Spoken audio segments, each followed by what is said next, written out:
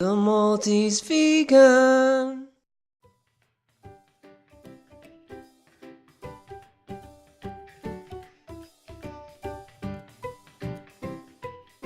The Chris Carr recipe book, Crazy Sexy Kitchen. It's one of my first non-electronic recipe books that I bought. I find it pretty good. Quite a lot of information about how to get by living raw or at least vegan. Tools you may need, different ingredients which you might have not heard of before, explanations of those, and stuff like that. And then you've got obviously the recipes.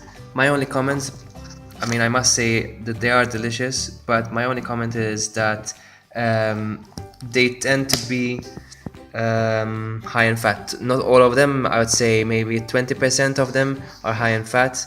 There's one with avocados, for example. Not that I have anything against avocados, in fact I do eat them, but mainly I'm pointing towards the fact that she still thinks that coconut oil and coconut butter is a healthy oil, when in my opinion coconut oil or whatever oil it is, it's still oil. Even Neil Bernard says that oil is oil. You get the same amount of energy, the same amount of reaction.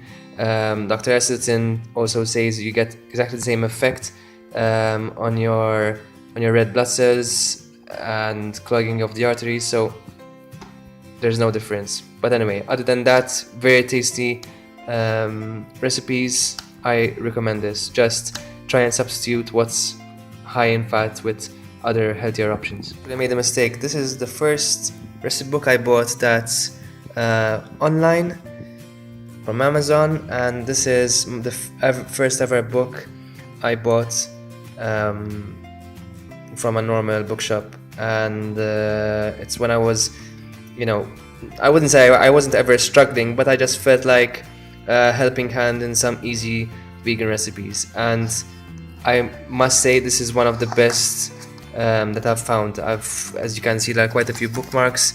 I think I've tried at least 3/4, and usually from a recipe book I only try maybe 10% of the recipes, but I've tried 3/4 if not more of these recipes. Very simple, very good. I usually when I'm panicked in the morning and I need to cook something quickly for lunch, I choose something from here and I know that I'm going to make it in time anyway for work. This book, Vegetarian Cuisine, Leonardo, Food and Wine. I bought this right after I bought this. I was still in between kind of what's vegetarianism, what's veganism, and I also knew that vegetarian recipes in many cases can be modified and veganized, and that's why I bought it anyway. There are quite a few good recipes. The only thing, like most vegan recipe books, there's lots of focus on cheese. Cheese, as you can see, look, I think that's Parmesan. No, okay, this is not a good example. That's cauliflower, but look like Parmesan actually. But anyway, very often this has hot milk, for example, and Parmesan cheese. So yes, lots of that. But you can always substitute lots of other stuff. This is one of those recipe books that I only used 10% of, but the ones that I found were pretty good. A vegetarian book. I got this in my last birthday in a few months ago. Was a present, in fact, from friends of mine. Obviously completely appreciate the gift. It's understandable that not being in the vegan community, you might think that there are no recipe books, and so the only way is through vegetarian dishes. But I don't blame them, and I really appreciate the gift. But anyway, my review on that.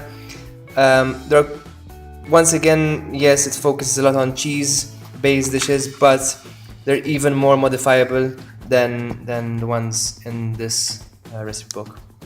I've already tried a few, and they're pretty good. They focus maybe a lot on the flavor coming from. Yes, this is my favorite, in fact. I've done it quite a few times. It's mushroom bolognese. It's really, really good. But lots of flavors, mostly that are focused on the cheese flavor. So they lack in a certain amount of salt and certain amount of spices, and other flavoring from vegetables. So you have to tweak it a bit more than you would in any other recipe. But most importantly, which is what I always look for, easy. And it saves a lot of time when you go for these kind of recipe books.